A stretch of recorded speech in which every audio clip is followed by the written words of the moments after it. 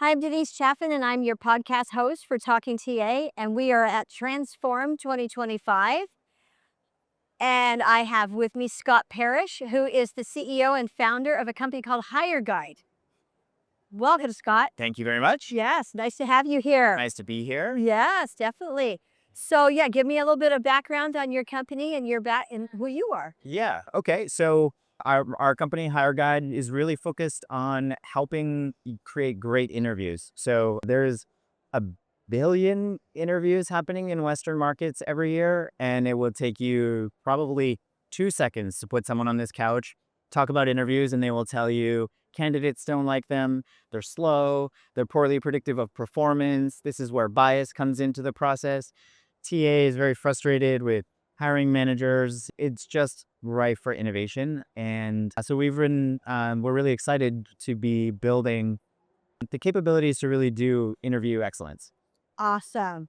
I love that. It's a ripe time for innovation. And then you mentioned too that you had done work for LinkedIn. Yes. Yeah. So before founding Hireguide, Hireguide actually has 10 LinkedIn alumni in the company. So we got the band back together, but we turns out we like each other and wanted to keep working together. But before that, yeah, spent many years at LinkedIn building and launching new hiring products, everything from applicant tracking system to insights. So it's been a very exciting time. But the things you can do now with AI are really amazing. What have you experienced or learned, or what takeaway do you have from this conference so far that you were not expecting when you got here?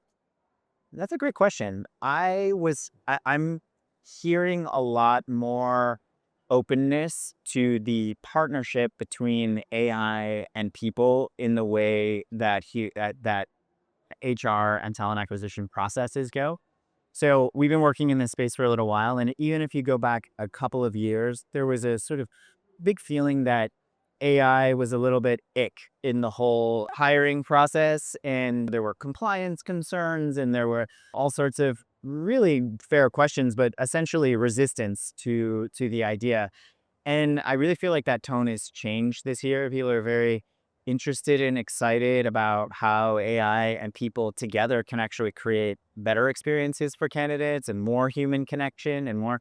So that's been actually nice to see. I mean, I knew it would happen at some point, but it's nice to see it happening quickly. Oh, good. Yeah, and like I mentioned to Ariana a while ago, last year we did not have the conversation about agentic AI, Yeah. and now this year we are. Yeah. So what are we going to be talking about next year? So I think next year, the step that AI will take the analytical capabilities Wow. will become a lot more advanced. So Okay. you're exactly right. With sort of co-pilots, and there was a lot of data structure that became important previously. This year, agents' major contribution is that they can now take action. So AI can not just advise you on great data, but also now start to actually do things for you and automate processes. Once you have those processes and all of that data well organized, there's amazing patterns and insights and things inside that really smart correlational analysis but AI itself is going to be able to pick out those patterns next year and really make some smart recommendations to go back and tune all sorts of Really? Oh processes. my gosh. Well, it's great to have like Yeah. someone's vision into the future. That's it. Next year, it's all going to be about hardcore AI analytics. Okay. All right. I'm going to remember You- you said that. Please, Yeah. please do. Quote me on that. Yeah. Well, plus with your experience, especially with the company that you're running now and your experience from before, I mean, it makes sense. Yeah, my co-founder is also a PhD in AI and machine learning. So we think about this stuff a lot. So let's talk about agentic AI for a minute, because last year again it was generative. We've leaped ahead. So tell me what you think is workable. How can they integrate, I guess, agentic AI into the processes, right? So one of the ways I think about agentic AI is a bit like people. There are generalists, they're good at most things, and then there are specialists, people that are just excellent at one particular thing. So the LLMs that came out, ChatGPT and those sorts of things, those are great generalist models. Okay. So HR can very quickly go and you can say into ChatGPT, write a job description for us, or create a conversation map for a coaching conversation, or any of these various things, and you'll come back with a response. Where agents get really interesting is that they can be trained in a much more specific way. So instead of sort of answering questions just generally based on the common knowledge of the LLMs, you can actually say, well, we really believe in this particular coaching methodology. And by the way, here's also some very unique data that a general LLM won't have about that sort of thing. And so these agents can be much more specialized and therefore more effective. So for example, we have agents that help write great interview guides and content. And we've been able to train them in particular ways that make them significantly better than the kinds of things that you would get if you're using a generalist LLM. So I think one thing to think about it is like agents are more specialized. They have access to unique data. You can control them a little bit more in terms of how you want them to be answering questions and the methods that they use. So that's going to be exciting, I think, for TA to see some of those processes. With these, I guess, decisions though, and that's the other piece of it. So with the agents, they're able to do a lot more, like you said, they're specialists, but then they're also known to kind of make some forward-thinking decisions, right? How is that going to be controlled? And that's a really important topic because right now it is straight up illegal for AI to make decisions in the context of hiring. Okay. So unless there's a number of laws coming in the EU, but have also been adopted in some I heard about that. states in the New York Accord, for example, that say that if that hiring is a high risk use case, and if AI is going to be used to make decisions, you have to also show that they do not have adverse impact on other groups, and that's difficult to audit LLM that way to do that. So we also just don't think that the best organizations in the world want AI to make decisions about it. It's much more a human decision that can be improved with a partnership with AI and helping collect that kind of data. So I think there is going to have to be guardrails around the way that agents are working and moving ahead and how they make various decisions. But some of the patterns that we're seeing is checking in with a leader. They also get jammed sometimes. They're trying to do something and it doesn't quite work out the way you'd think it was. So you have to alert back a human to sort of come and unblock them a little bit to kind of keep going down. Really? So I think it will be a partnership like that where the agents will be checking in with somebody, but instead of being able to, it will make them 10 times more effective because you'll have 10 agents running and a human can be unblocking or approving various things, but getting a lot more leverage. If we're going to have humans then that are kind of like checking Yeah. a system, what kind of a position will that create then for the humans? And Yeah. how many of those people will we need to kind of monitor these systems and to monitor inefficiencies or see areas for improvements, that type of thing? I think there's going to be a lot of good roles. So I think about chess. My son, I have a little boy who's just got into chess, and so the best chess players in the world, AI can beat them, but the best chess players in the world with AI can beat the AI. And so in almost all cases, we find that human plus AI is the most effective combination versus human or AI. That's true. And so talent matters so much. I mean, that is the number one driver of business success, the quality of the hire that you keep, the people that you have, those processes that you're running. So as leaders of business, they're going to say, I want the absolute best outcomes for this. And the best outcomes are going to come from people plus AI. And so there will be processes that are running in parallel with these two different systems. But I don't think we're going into a world. For some processes, maybe the AI will really start to just take over on its own. But I think in many cases, it's going to be a partnership. Oh, let's hope so. Yeah. I like that. Yeah. That's forward thinking. That's also very positive. Yeah. Especially right now, we're living in a time where there's a lot of uncertainty. Yes. And so there's a lot of fear that's just kind of naturally, organically coming from all this uncertainty. So hearing positive things like that, AI plus humans is the best solution. Oh, yeah. That's actually very positive. Yeah, exactly. I know. I mean, recruiters are very sophisticated in terms of understanding of how to work with candidates, where to find candidates. AI is not going to replace it, but they're going to just be made more effective ultimately. And I've been a recruiter for a really long time. And I used to tell people all the time, I feel like, especially when we first started using LinkedIn, I go, oh my gosh, I feel like a private eye now. Yeah. Because I can go and find anybody just by Yeah. typing in the right stuff. And I always kind of felt like a private eye anyway, digging into companies to find the right people. And I said, but my job was akin to that type of, to a private eye, where you're like, you really have to like map out where you're going to find the right kind of person for a position that the company says has been open for a year and they just can't find the right candidate, right? So you're like, okay, well, how do you expect me to go find that candidate if you haven't found it in a year, right? Right. So you have to change dynamics. You have to change mindsets. Yes. So you start there and then you go find the candidates, right? I mean, when LinkedIn came out, people thought, oh, this is going to replace recruiters. There's not going to be a need for search and staffing companies. People can just go direct to all this kind of thing. And then, of course, we've seen that that's not what happened. And LinkedIn just made recruiters more effective and it sort of evolved the role. But definitely, I think AI is going to be something. Well, that's very cool. I Yeah. love that. Yeah, you need to be shouting that for the rooftops. Yeah, Yeah, especially definitely. these days. Yeah, Yeah. a little bit of. So one of my questions for my other guests was around the candidate experience. And because we hear a lot about it, candidates feel ghosted. They feel like they're not, the companies that they apply for or apply to are not responding to them. And they just feel, and plus there's like right now a huge amount of people looking for work. Yeah.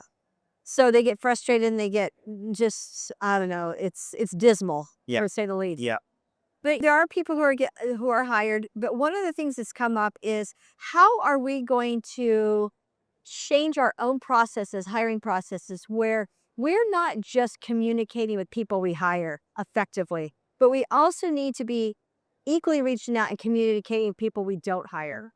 I What are your thoughts? absolutely love that. So the motto of our company is hire kind, is a sort of hashtag hire kind.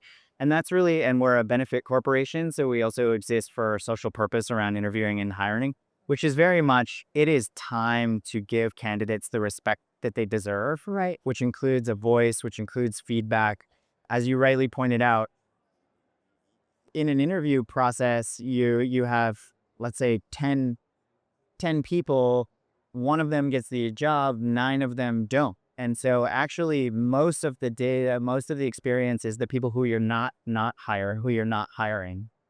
And I think there's a really important role for AI to play here for those candidates. It's not going to solve all of the problems, but it can solve a few. So one of them is feedback. That's one of the number one things that candidates really want to say. I've interviewed, I come here, I understand that you made a decision to go the other way, but how can I improve? Can you give me some actionable feedback on how?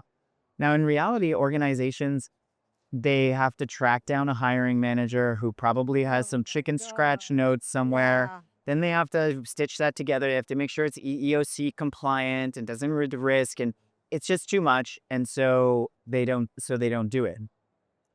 In the very near future and in the now, in some of our clients' cases, is when you start recording and transcribing interviews and bringing it all onto a platform, you've already captured that data, and you can go and ask an AI system to create EEOC compliant feedback by looking over 5 different interview rounds with a candidate, Love that. write it into an actionable email for them, Right. and just within a button now be able to, because one of the best things about structured interviewing is that you've already gathered the data to have a defensible methodology towards how you're choosing and why you're choosing. Whereas if you're choosing with gut and random hiring managers, it's hard to defend that. So that's, I think, one thing that's going to be really helpful. I think soon that's even going to go one step further. So when we transcribe interviews today, the companies have the benefit of that so they can query those transcripts. But we'd like to give that opportunity to candidates too. See, on your real interview performance, you won't be able to get the whole transcript that belongs to the company and has some sensitive information in it. They won't give that. Correct. But you could imagine asking an AI based on the transcript that you can't see and on my data, on my responses, can you read those responses and tell me how I could have done better and actually get some really cool, really actionable feedback, which will hopefully make it better. Well, and we all need that kind of feedback, whether it's in our current jobs or whether it's in interviews we're doing. We all crave that feedback. Absolutely. And then the other side of it too is coaching for yourself as an interviewer. Right. So you can try and do this now, but if you transcribe one of your interviews, which you can do on an individual basis, and you put that in something like a chat GPT and you say, research a sophisticated model on to how to interview well, and then coach me, look at my performance and then coach me on that, you can get some really actionable insights. So we automate that so that people get an email afterwards right away. Hiring managers get an email afterwards that tell them how to do those kinds of things. And it's based on multiple interviews. But almost anyone can start to experience some of these benefits of coaching and support, which is just great. I mean, I run an interview company and I had never been coached on my interviewing until this. Either. And I've learned some great things. Like I talk too much. Well, I did one through Management Recruiters years ago. Gosh, probably 15 years ago, maybe. And then there was a really cool training that they gave us. And then I had some other training later on with another client. But that was the only real training we had. Yeah. And then later on, you go back and you say, gee, I don't know. You still doubt yourself. Yeah. So that kind of training would be awesome. Plus, we can now, with video conferencing, record and transcribe all of our interviews. You don't have to have a special note-taking software now. Yeah, absolutely. And I think we see a lot of organizations that get started with those types of systems realize the huge benefits of that and then want to scale things, which if you want all the data mapped into your ATS and you want to be able to do more advanced analytics, then you can start to get some specialized solutions. But yeah, it's an exciting time. And it's going to make a big difference on actually being able to do, I said next year, predictive analytics is going to be the big new thing from AI. And when that happens, it's going to be able to start to predict from some of the interview data, when you combine that with output and performance data, actually how to tune an interview process to the outcomes, which has been the thing that everyone's been talking about for 30 years, but that has been too hard to execute in the wild. Sure. It's coming in the next 12 to 24 months. Okay. I remember you said this. You called it. If you go back and find this. All right, Scott. All right. And that 2027, future Scott. Did you get it right? another topic that's come up a lot over the last, year or so has been the return to office mandate. Yeah.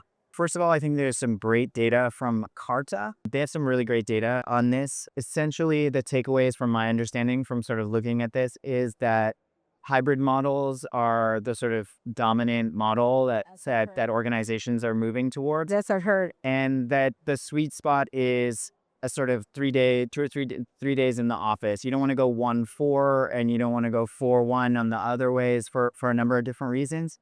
And so I think that's going to pose a challenge for certain organizations and people who have now recruited out of a continent instead of a region.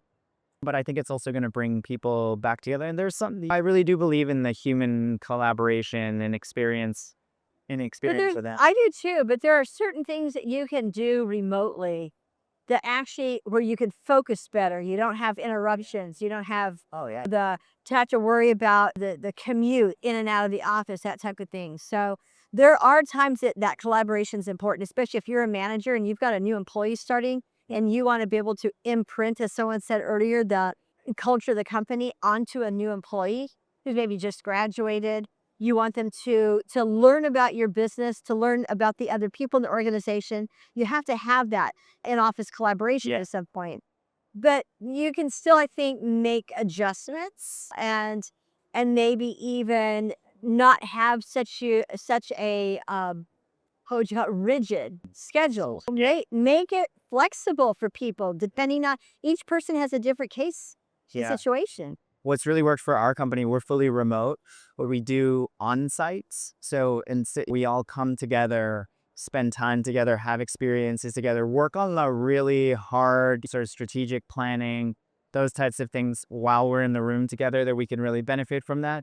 And then when we all go back into like heads down execution mode, we're sort of back in our remote locations. So that's something that's worked. It's almost like when you were in school, and I'm going to make this comparison. You went to school to learn, but then you went home to do your homework. Yeah. right? Yeah. You couldn't have done your homework at school because there was too much distraction. You couldn't focus. Yeah. So they sent you home with homework. Right. So aren't we kind of carrying that forward a little bit? Yeah, that's exactly. Yeah, that's exactly it. Super interesting. Thank you. Yeah, thanks for having me and chatting. Appreciate it. All right. Thanks. Thanks. Let's stay in touch. Yes.